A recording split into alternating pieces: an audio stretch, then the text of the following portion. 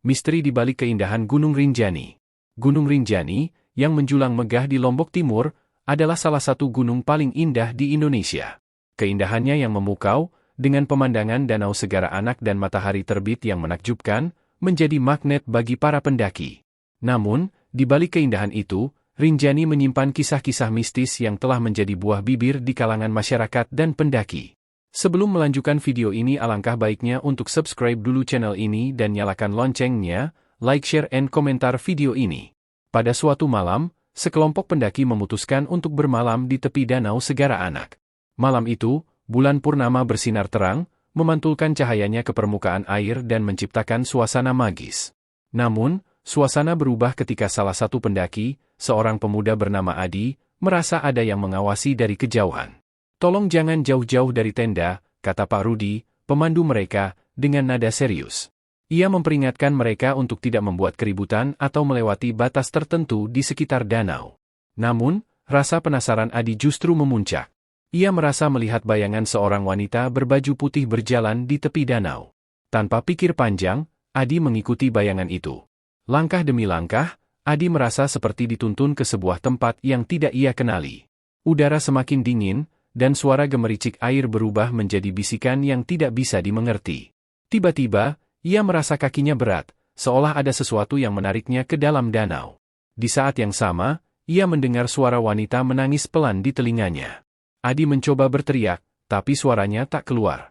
Untungnya, salah satu temannya, Sita, menyadari bahwa Adi tidak ada di dalam tenda. Bersama Pak Rudi, mereka mencarinya dan menemukannya di tepi danau, berdiri seperti orang linglung. Pak Rudi segera menarik Adi dan membawanya kembali ke tenda. Ketika mereka sampai, Adi mulai berbicara dengan suara yang bukan miliknya. Suara itu terdengar dingin dan penuh amarah. "Kenapa kalian mengusikku? Tempat ini bukan untuk manusia," katanya. Pak Rudi segera menenangkan Adi dengan doa-doa yang ia tahu, hingga akhirnya Adi pingsan. Keesokan harinya, setelah sadar, Adi bercerita bahwa ia merasa seperti berada di dunia lain. Ia melihat desa kecil di dasar danau, dengan wanita-wanita berpakaian putih yang berjalan tanpa ekspresi. Mereka seolah mengundangnya untuk tinggal bersama mereka. Setelah kejadian itu, rombongan segera turun dari Rinjani dengan perasaan campur aduk. Pak Rudi menjelaskan bahwa Segara Anak adalah tempat yang sangat dihormati oleh masyarakat setempat. Banyak yang percaya bahwa tempat itu adalah gerbang menuju dunia lain. Kisah Adi menjadi pelajaran bagi para pendaki untuk selalu menjaga sikap dan menghormati adat serta kepercayaan lokal. Gunung Rinjani memang indah, tapi keindahannya menyimpan misteri yang tidak bisa diremehkan. Setelah turun dari Rinjani, Adi masih sering mengalami mimpi aneh. Dalam mimpinya, ia selalu kembali ke tepi danau Segara Anak, di mana ia melihat wanita berpakaian putih melambaikan tangan ke arahnya, seolah memanggilnya kembali. Mimpi itu begitu nyata, hingga Adi merasa tubuhnya kembali dingin seperti malam kejadian di gunung. Beberapa bulan berlalu, Adi memutuskan untuk kembali ke Lombok. Ia merasa ada sesuatu yang belum selesai. Ia mendatangi seorang tetua adat di desa Sembalun untuk meminta penjelasan. Tetua adat, seorang pria tua bernama Pak Salim, mendengarkan cerita Adi dengan wajah serius. "Segara Anak bukan sekadar danau. Di sana ada penghuni yang kita sebut penghuni gaib. Mereka adalah roh-roh penunggu yang tidak suka diganggu," ujar Pak Salim. "Kamu mungkin telah melanggar sesuatu, atau mereka merasa kamu tidak menghormati tempat itu." Pak Salim kemudian mengajaknya untuk melakukan upacara kecil di kaki gunung. Ia membawa sesajen berupa bunga, kain putih, dan beberapa makanan tradisional. "Kita akan meminta maaf kepada penghuni gunung dan meminta mereka untuk tidak mengikutimu lagi," katanya.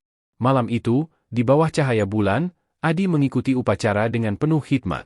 Pak Salim melantunkan doa dalam bahasa Sasak kuno, diiringi suara gemerisik angin dan gemuruh kecil dari kejauhan.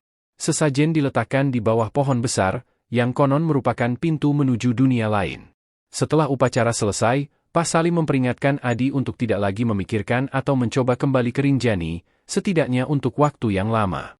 "Mereka telah menerima permintaan maafmu, tapi ingat, tempat itu bukan untuk manusia sembarangan," katanya. Sejak malam itu, mimpi-mimpi Adi berhenti. Namun, ia merasa ada bagian dari dirinya yang tertinggal di Rinjani.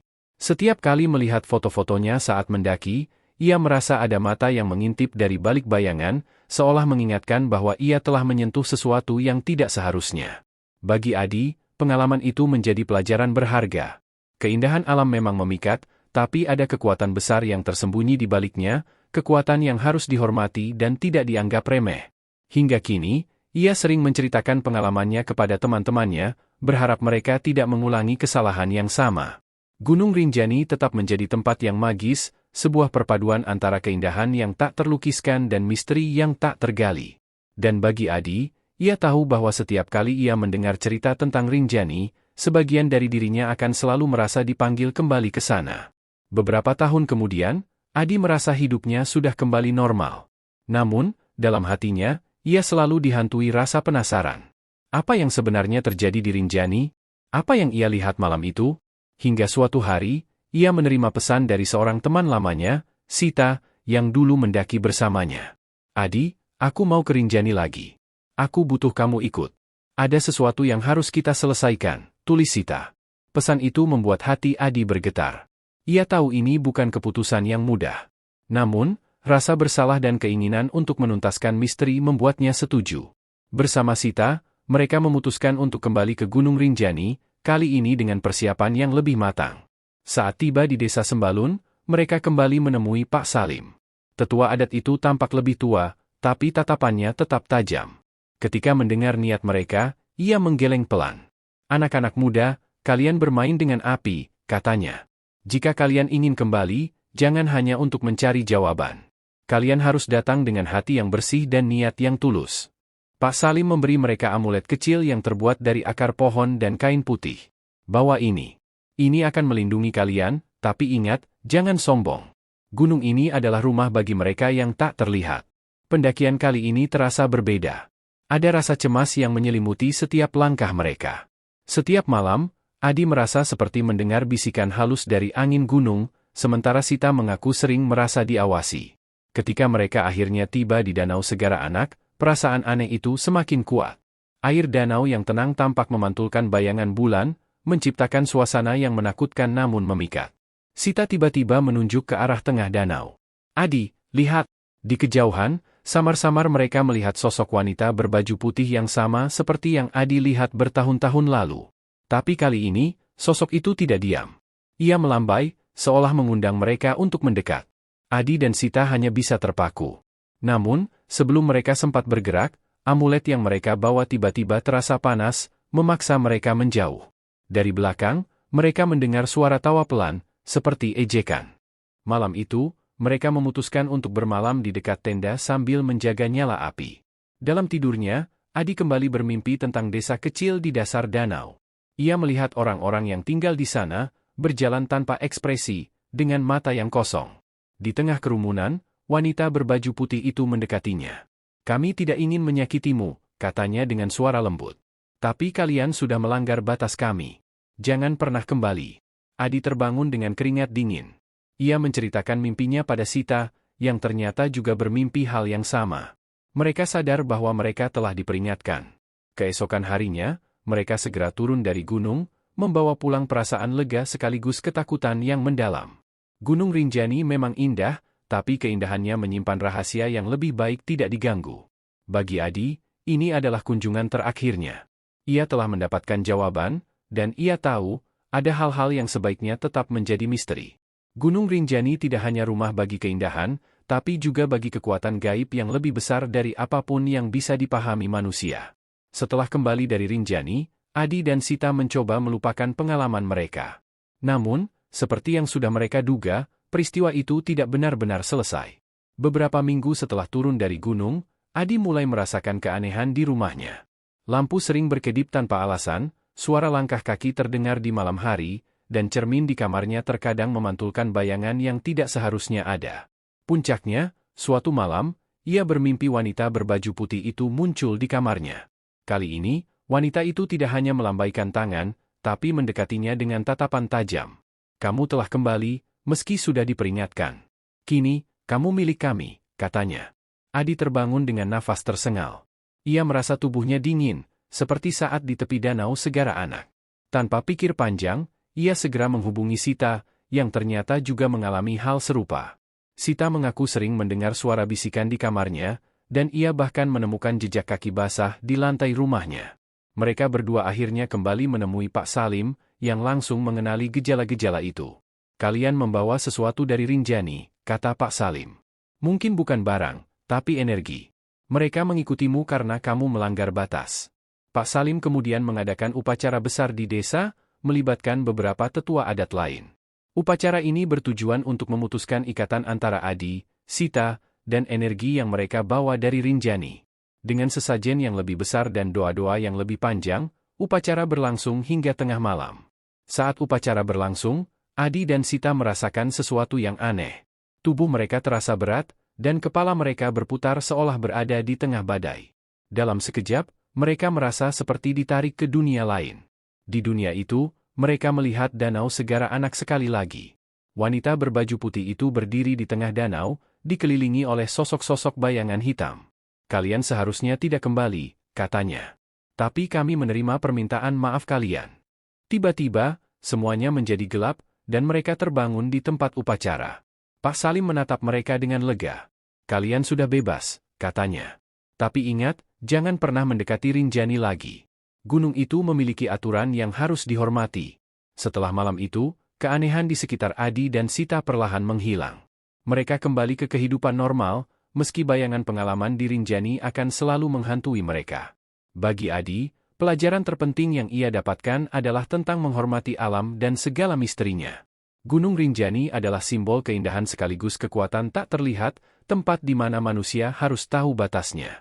Kini, ia tidak lagi melihat Rinjani sebagai sekadar gunung yang megah, tapi sebagai rumah bagi kisah-kisah yang tidak seharusnya diungkap lebih jauh. Beberapa tahun setelah kejadian itu, Adi dan Sita menjalani hidup mereka masing-masing. Namun, tanpa mereka sadari, kisah mereka mulai menyebar, menjadi cerita rakyat di kalangan para pendaki dan masyarakat setempat. Banyak yang penasaran, dan tidak sedikit pula yang merasa tergugah untuk membuktikan keberadaan penunggu di Gunung Rinjani. Suatu malam, Adi yang kini tinggal di kota besar, menerima pesan dari nomor tak dikenal. Pesan itu hanya berisi satu kalimat. Kami tidak melupakanmu. Adi terdiam, memandangi pesan itu dengan jantung berdebar. Ia mencoba membalas, tapi pesan itu tidak pernah terkirim. Tak lama setelah itu, Sita menghubunginya dengan suara panik. Adi, aku menerima pesan aneh. Aku rasa ini ada hubungannya dengan Rinjani, katanya. Mereka sepakat untuk bertemu keesokan harinya. Saat bertemu, Sita membawa buku catatan tua yang ia temukan di perpustakaan kecil di desanya. Buku itu berisi kisah-kisah mistis tentang Rinjani, termasuk tentang penunggu Danau Segara Anak. Dalam salah satu catatan, disebutkan bahwa wanita berbaju putih yang mereka lihat adalah sosok penjaga gerbang dunia lain. Ia dikenal sebagai Ratu Segara, penjaga batas antara alam manusia dan alam gaib. Di sini tertulis, jika seseorang telah melanggar batasnya, Ratu Segara akan menandai mereka, ujar Sita dengan wajah tegang. Dan jika tanda itu tidak dihapus sepenuhnya, mereka akan kembali. Adi merasa tubuhnya merinding. Ia teringat pada amulet yang diberikan Pak Salim. Ia masih menyimpannya. Tapi belakangan, amulet itu sering terasa dingin, seolah menyimpan energi yang tidak wajar. Tanpa pikir panjang, mereka memutuskan kembali ke Lombok untuk menemui Pak Salim. Namun, sesampainya di sana, mereka mendapatkan kabar mengejutkan. Pak Salim telah meninggal beberapa bulan lalu. Desa Sembalun kini dipimpin oleh seorang pemuda bernama Andi, yang juga memiliki pengetahuan tentang tradisi mistis Rinjani. Andi mendengarkan kisah mereka dengan serius. Pak Salim mungkin telah memutuskan sebagian ikatan kalian, tapi tidak sepenuhnya. Ratu Segara tidak melupakan pelanggaran di tanahnya, katanya.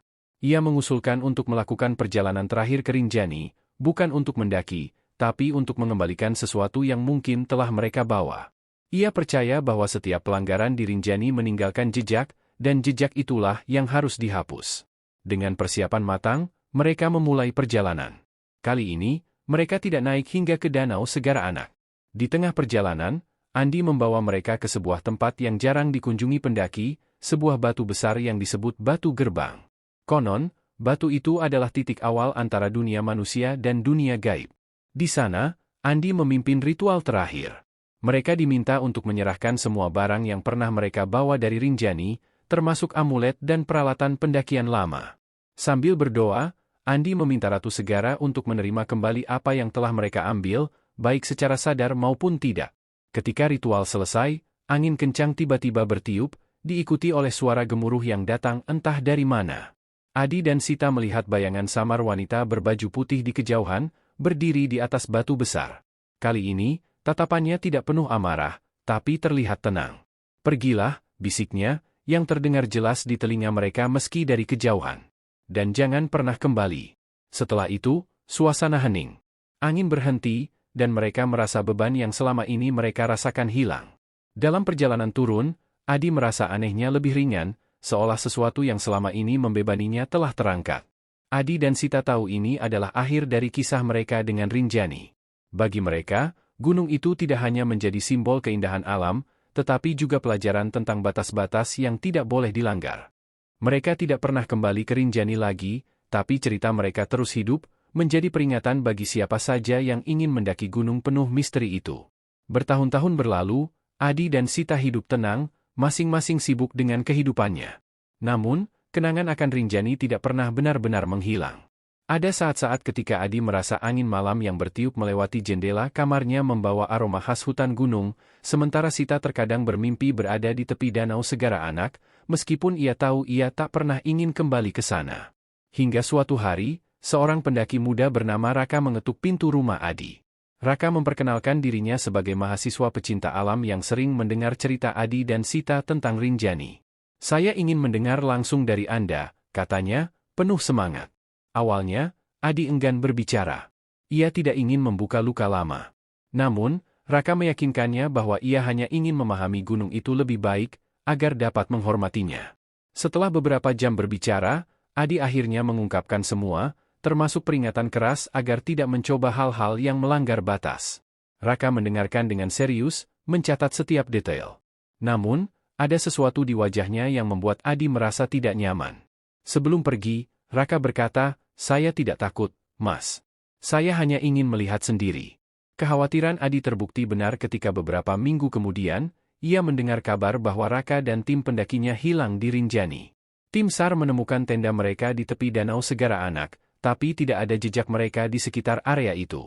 Di dalam tenda, hanya ada barang-barang pribadi, termasuk buku catatan yang penuh dengan coretan aneh. Adi merasa bersalah. Ia tahu bahwa Raka mungkin telah terobsesi dengan cerita yang ia sampaikan. Ia memutuskan untuk menghubungi Sita, yang kini tinggal di kota lain. Setelah berdiskusi panjang, mereka sepakat untuk kembali ke Rinjani, kali ini bukan untuk menantang gunung, tapi untuk mencari jawaban atas hilangnya Raka dan timnya. Mereka kembali ke desa Sembalun dan menemui Andi, yang kini menjadi pemimpin adat sepenuhnya. Wajah Andi muram ketika mendengar cerita mereka. "Ini bukan pertama kalinya seseorang menghilang di sekitar danau Segara Anak," katanya. "Tapi mereka yang hilang biasanya telah melanggar sesuatu." Andi memutuskan untuk menemani mereka dalam perjalanan ini, meskipun ia tahu risikonya. Ketika mereka tiba di tepi danau, suasana terasa jauh lebih suram daripada sebelumnya. Air danau tampak gelap, seperti memantulkan langit malam meskipun matahari masih bersinar. Tiba-tiba, Sita merasakan sesuatu. Di sana, katanya, menunjuk ke sebuah pohon besar di dekat danau. Di bawah pohon itu, mereka menemukan sebuah tas kecil yang ternyata milik Raka. Di dalamnya, ada sebuah foto Raka dan timnya, tapi foto itu tampak aneh. Wajah mereka terlihat buram, sementara bayangan samar seorang wanita berbaju putih muncul di latar belakang. Andi segera menggelar ritual kecil untuk memohon izin agar mereka dapat menemukan jejak Raka. Namun, di tengah ritual, suara tawa pelan terdengar dari arah danau. Adi dan Sita menoleh, dan di kejauhan mereka melihat sosok wanita berbaju putih melayang di atas air. Wanita itu berbicara, tapi suaranya terdengar langsung di kepala mereka. "Mereka adalah milik kami sekarang. Kalian tidak bisa mengambilnya." Adi merasa tubuhnya kaku, tapi Andi segera menarik mereka menjauh. "Kita harus pergi sekarang," katanya tegas. Mereka sudah tidak bisa diselamatkan. Malam itu, mereka turun gunung dengan perasaan berat. Adi dan Sita sadar bahwa tidak semua misteri bisa diselesaikan, dan ada harga yang harus dibayar jika manusia melanggar batas alam. Raka dan timnya menjadi bagian dari cerita mistis Gunung Rinjani, sebuah peringatan keras bagi siapa saja yang mencoba melawan kekuatan yang tidak bisa mereka pahami. Sejak saat itu, Adi dan Sita tidak lagi menceritakan kisah mereka kepada siapapun. Mereka hanya berharap bahwa pengalaman mereka, meski tidak disampaikan langsung, akan menjadi pelajaran bagi para pendaki lain untuk selalu menghormati keindahan sekaligus misteri Rinjani. Beberapa bulan setelah tragedi hilangnya Raka dan timnya, Adi mencoba melanjutkan hidup, meski ia masih dihantui rasa bersalah. Namun, suatu malam, ketika ia sedang tertidur lelap, ia bermimpi yang begitu nyata. Dalam mimpinya, ia berada di tepi danau Segara Anak. Udara dingin menusuk, dan suara gemericik air terdengar menenangkan sekaligus mengancam. Di kejauhan, ia melihat Raka dan timnya. Mereka berdiri di tepi danau, diam, dengan wajah tanpa ekspresi. Adi mencoba mendekat, tapi kakinya terasa berat, seolah ditarik oleh kekuatan tak terlihat. Tiba-tiba, sosok wanita berbaju putih muncul di antara mereka. Wanita itu tersenyum samar, tapi tatapannya tajam dan menusuk. "Kamu kembali lagi ke sini, meski aku telah memperingatkanmu," katanya. "Saya tidak ingin melawan," ujar Adi dalam mimpi itu. "Saya hanya ingin tahu apa yang terjadi pada mereka." Wanita itu tertawa pelan, namun tawa itu segera berubah menjadi gema yang menyeramkan. "Mereka adalah pelajaran bagi manusia sepertimu. Jika kamu ingin jawaban, kamu harus memberikan sesuatu yang lebih besar," katanya. Adi terbangun dengan napas terengah-engah. Mimpi itu terasa begitu nyata, seperti sebuah peringatan. Ia tidak bisa mengabaikannya.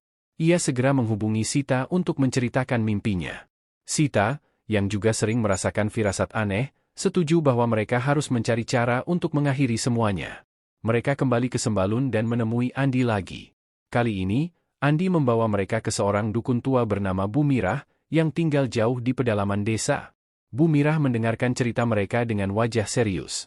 Setelah lama diam, ia berkata, "Apa yang kalian lihat dan rasakan bukan hanya tentang Rinjani. Kalian telah menjadi bagian dari sesuatu yang lebih besar, sesuatu yang tidak sepenuhnya bisa dijelaskan oleh manusia." Bu Mirah kemudian memberitahu mereka tentang sebuah ritual terakhir yang bisa dilakukan, tapi ritual ini berisiko besar. Ritual ini adalah cara untuk membuka komunikasi langsung dengan penjaga danau Segara Anak. Namun, kalian harus siap menerima konsekuensinya. Jika mereka tidak menerima niat kalian, kalian bisa terjebak di dunia mereka selamanya. Adi dan Sita berpikir keras, tapi akhirnya setuju. Mereka tahu bahwa tidak ada jalan lain untuk menghentikan mimpi buruk ini. Dengan bantuan Bu Mirah dan Andi, mereka mempersiapkan segala hal untuk ritual tersebut. Ritual dilakukan di sebuah gua kecil dekat kaki gunung, yang konon merupakan tempat yang memiliki energi kuat. Malam itu, mereka menyalakan lilin dan meletakkan sesajen berupa bunga, dupa, dan air dari danau Segara Anak yang dibawa oleh Andi. Saat Bu Mirah mulai melantunkan doa, suasana di dalam gua berubah. Angin kencang tiba-tiba bertiup meski mereka berada di dalam ruangan tertutup. Lilin-lilin berkedip, dan suhu udara menjadi sangat dingin. Tiba-tiba, suara wanita berbaju putih itu terdengar lagi, kali ini lebih jelas. "Apa yang kalian inginkan?" Adi, dengan suara gemetar, menjawab, "Kami ingin memohon maaf atas kesalahan kami dan meminta agar semuanya diakhiri. Kami hanya ingin kedamaian."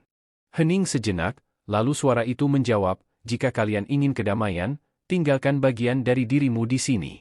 Hanya dengan itu, kalian bisa bebas." Adi dan Sita bingung. Namun, Bu Mirah menjelaskan bahwa bagian diri yang dimaksud adalah simbol pengorbanan, sesuatu yang mereka anggap berharga. Adi menyerahkan amulet yang telah ia bawa selama ini, sementara Sita menyerahkan buku catatan penuh kenangan dari perjalanan mereka.